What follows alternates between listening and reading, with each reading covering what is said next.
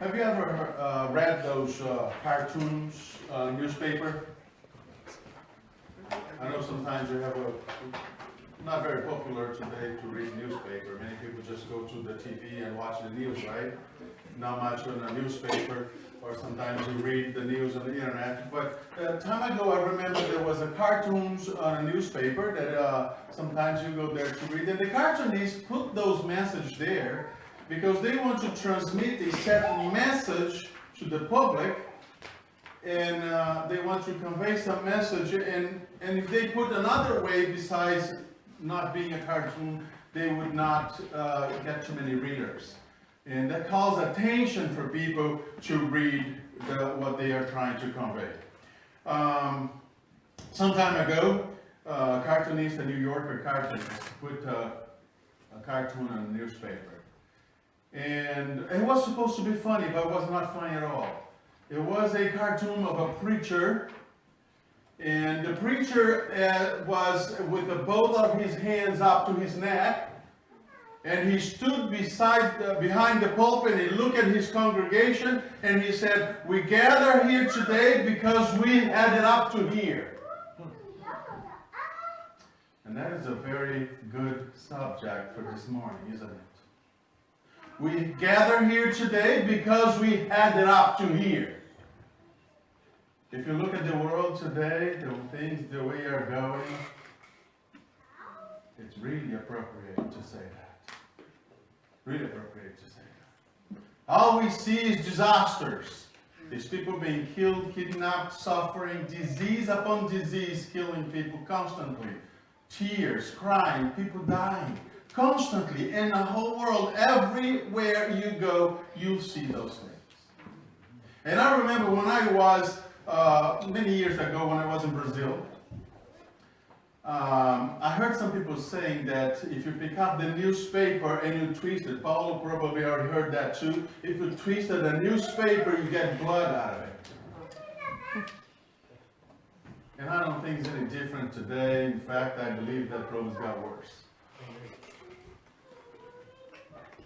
And I remember somewhere in the book of Revelation, the book of symbolism, it says something about the souls under the altar. Is that it? The souls under the altar, and it's climbing to God and say, "How long, God? How long? We gather here today because we had it up to here. How long, God? How long?"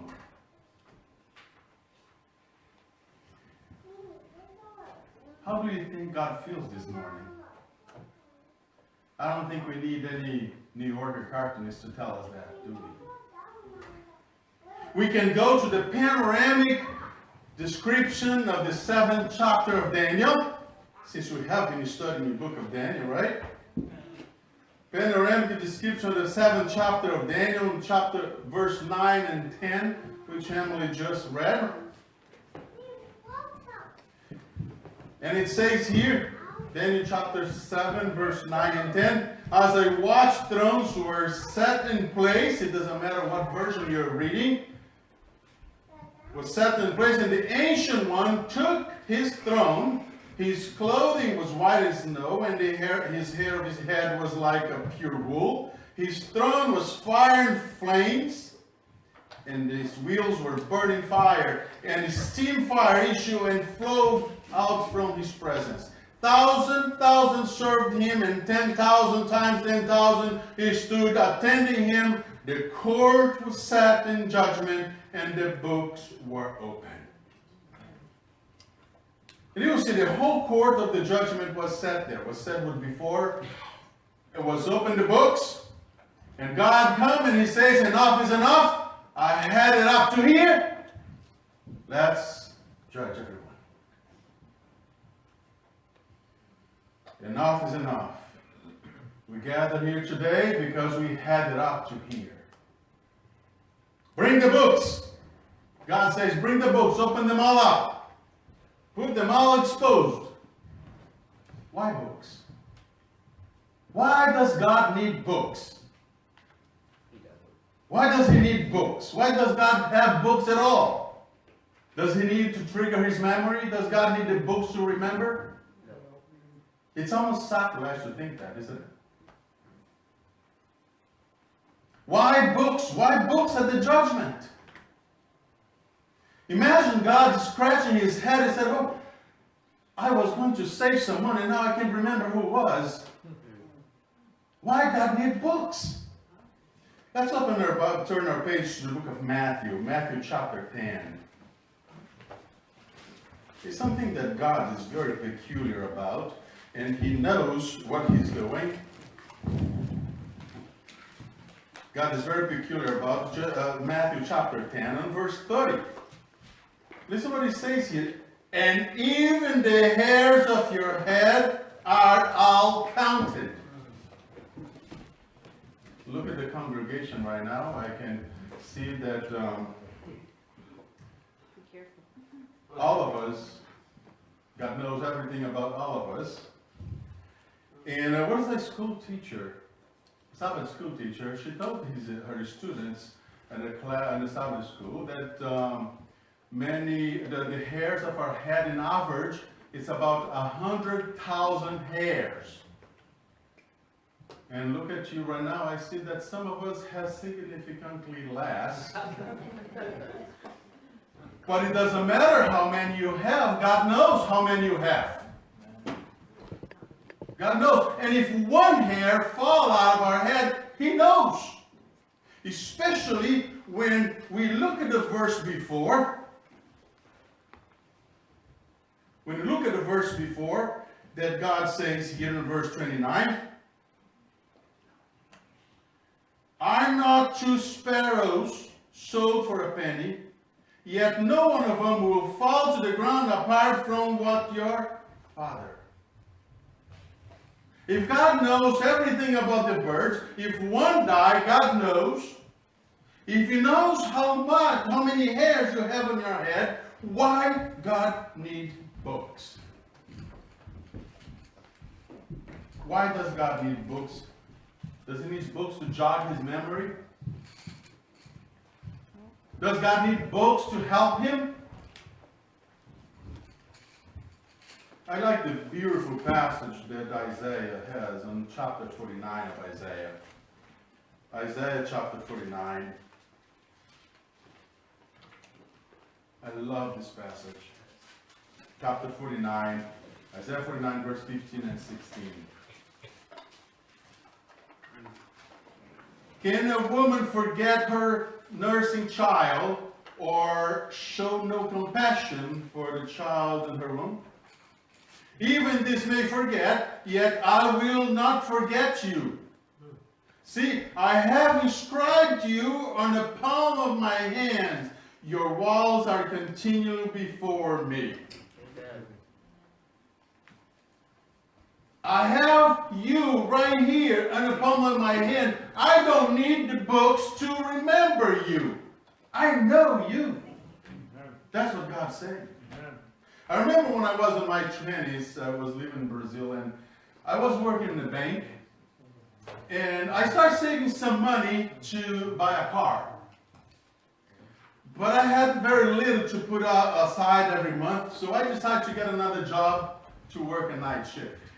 And I got a job to work in a food company, Seventh-day Adventist food company in Brazil, which is very, very well known in the whole country. And in fact, a few months ago, we had an article on Adventist magazine praising that company. And I was placed to work on a bread production, night shift. And I remember that I was there picking up the dough and putting it through the machine and pick it up on the other side and put the dough through again to get very soft and flat so we can roll and make the bread and put in the pan to grow. And one day I was very tired. I had a very busy day at the bank. And I went to work, and as I was putting the dough to the machine, my little finger went in the machine. And immediately, when I felt that my finger went in the machine, I pulled back. And it ripped the skin on the back of my finger. And every time I look at my finger, I remember exactly how it happened, where it was, in all the details. And God is telling us here, friend, that God has us written right in the palm of His hand. So He doesn't need books to make Him remember us. Does He? No, He doesn't. God doesn't need books to make Him remember. And here's this passage saying, friends, that God will remember us even more. Now, there is another passage that Isaiah put it. It's chapter 43. Is that a passage that says that God will remember our sins no more, isn't it? You remember that passage? The chapter 43 of Isaiah? Chapter 43, verse 25.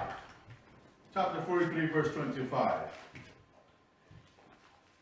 I am He who blots out your transgression for my own sake, and I will not remember your sins. I will not remember your sins. Now, friends, this passage is describing God's capacity to remember, or He's describing His choice to forget. Especially when you go to verse 26, it says, accuse me. Let us go to trial. Let forth your case so that you may be proved right. Friends, we are not dealing with the celestial divine memory here. God doesn't need books. I like the way Ezekiel puts. Chapter 33 of Ezekiel. Ezekiel chapter 33.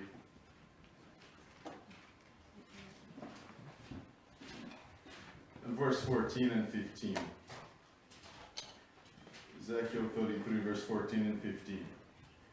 My Bible says, again, though I say to the wicked, you shall surely die, yet if they turn from their sins and do not what is unlawful, and do what is lawful and right, if the wicked restore pledge, give back what they have taken by robbery, and walk in the statutes of life, committing no iniquity, they shall surely live.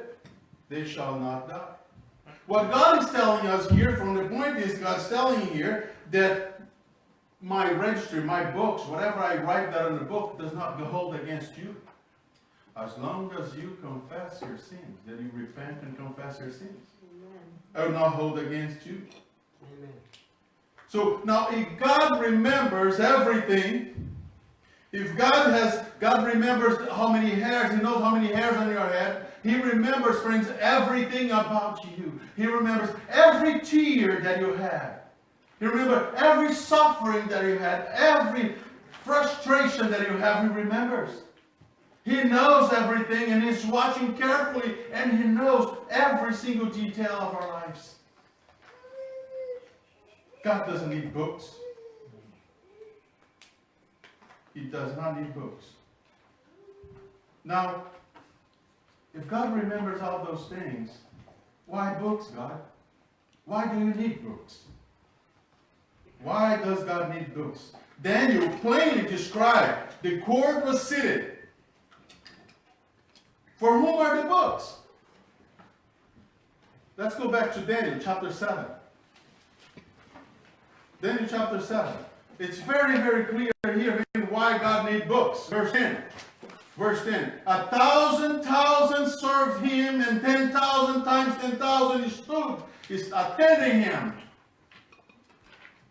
1,000 times 10,000 stood before Him. You know what that means? That means the celestial jury has been convened there before, and all the books were open. All the books were open. All the registers were open before billions and billions of unfallen creatures. Open all the books. All the records of heaven has been scrutinized by the creatures of the universe. God doesn't need books. Remember that passage in John. You might know that by heart. John chapter 10, verse 14.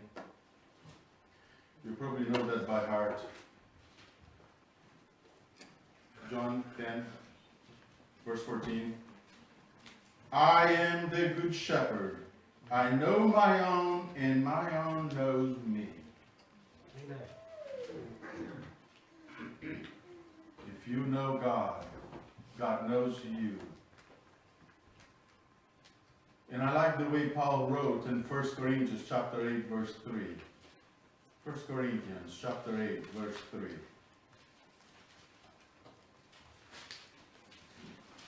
First Corinthians 8, verse 3, it says, but anyone who loves God is known by whom? Yeah. By Him. And 2 Timothy 2:19, it talks about a little bit about that again. 2 Timothy verse 2, chapter 2, verse 19. But God's firm foundation stands bearing this inscription, the Lord knows those who are His. Let everyone who calls on the name of the Lord turn away from wickedness.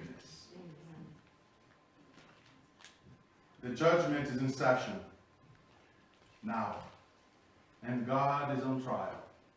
Remember, you learned that in the book of Job, that God is on trial? The book is not for me and for you.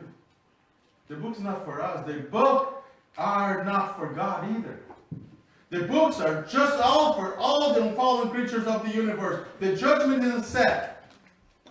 The judgment is set. And the books were open.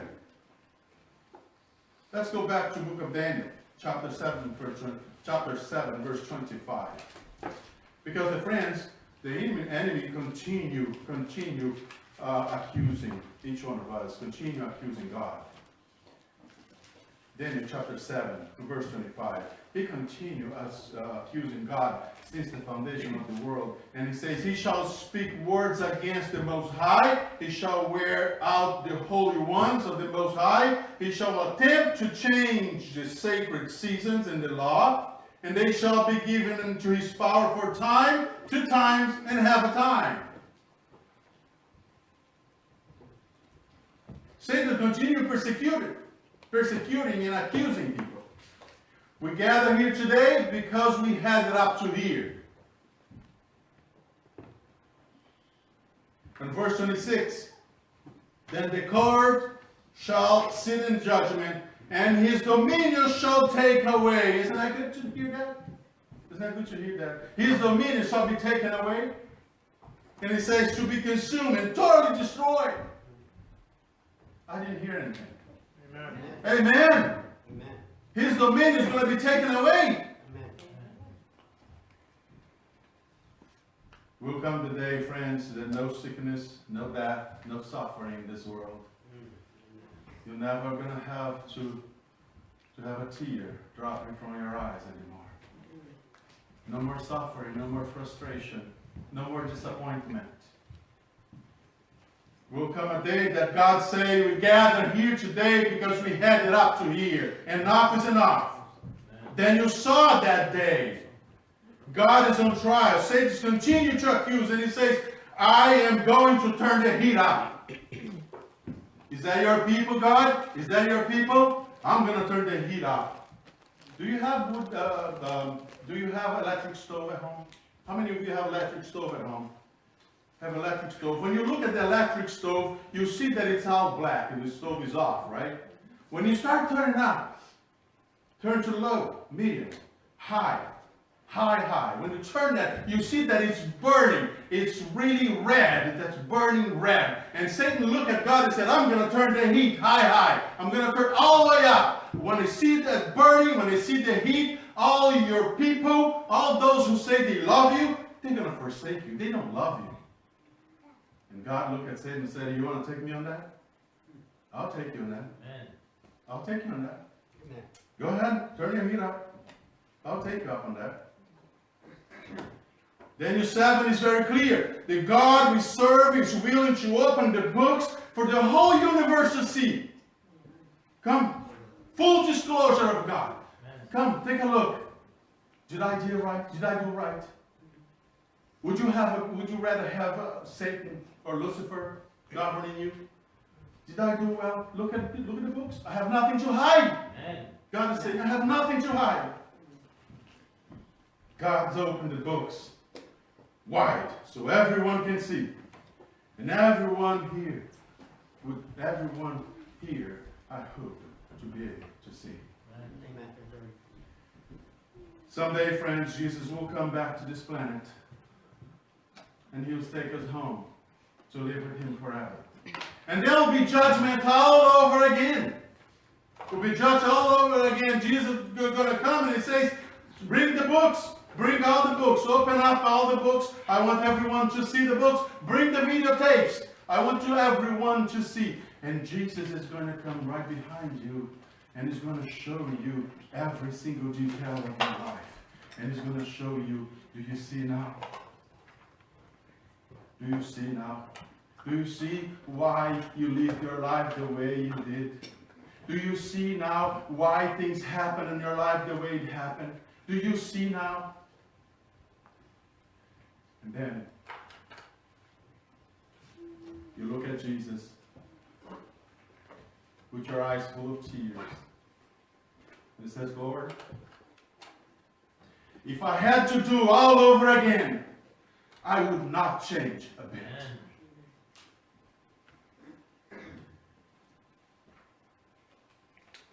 That's the God we serve, friends. The God that is willing to a full disclosure before the universe. The God that has nothing to hide. God that opens Himself at His own trial. But there is a catch. There is a catch. In order for God to have a full disclosure about Himself to the whole universe, He has to have a full disclosure about each one of us. Because the question is going to come, and He said, are these your people? Are these your people?